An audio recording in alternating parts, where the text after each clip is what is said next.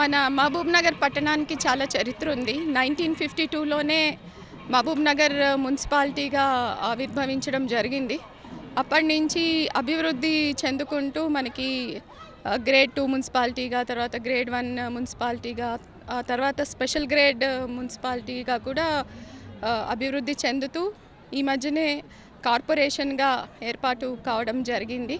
So ఒక పట్టణం నుంచి నగరానికి మన మహబూబ్నగర్ అభివృద్ధిని సెలబ్రేట్ చేసుకుందామని చెప్పి అనుకోవడం జరిగింది. సో మనకి ఈ కార్పొరేషన్గా మారిన సందర్భంగా టౌన్లో మన సిటీలో ఒక స్పెషల్ శానిటేషన్ డ్రైవ్ కూడా మొదలు పెట్టడము, తర్వాత మొత్తం నగరాన్ని కొంత పరిశుభ్రంగా తయారు చేయడంతో పాటు పరిశుభ్రం, పచ్చదనం ఇలాంటివి, తర్వాత నగరంలో ఇతర వసతులు, కనీస సౌకర్యాలు వీటన్నిటినీ కూడా కల్పించడానికి ఇప్పుడు కృషి మొదలవుతుంది. దాంతోపాటుగా ఈరోజు మనకి కొన్ని స్వచ్ఛ ఆటోలు కానీ, తర్వాత ట్యాంకర్లు కానీ, జేసీబీలు కానీ, ఈ విధంగా మనకి చాలా వాహనాలు కూడా నగరానికి రావడం జరిగింది.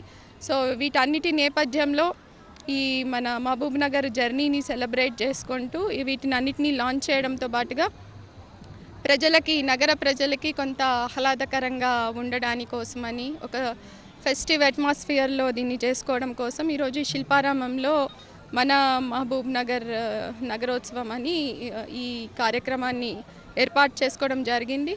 ఇది ఈరోజు రేపు జరుగుతుంది.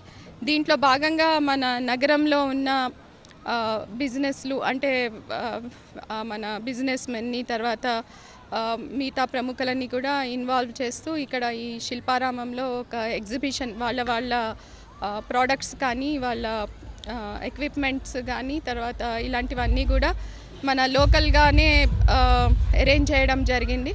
అదేవిధంగా పిల్లల కోసం కొన్ని యాక్టివిటీస్ కూడా ఇక్కడ ఏర్పాటు చేయడం జరిగింది. తర్వాత సాయంత్రం నుంచి మనకి కల్చరల్ కార్యక్రమాలు అంటే నృత్యాలు, మ్యూజిక్, తర్వాత ఈవినింగ్ మూవీ నైట్ అని చెప్పి ఇవి ముఖ్యంగా ప్రజలకి కొంత ఒక ఆట విడుపులాగా ఉంటుంది అని చెప్పి ఏర్పాటు చేయడం జరిగింది.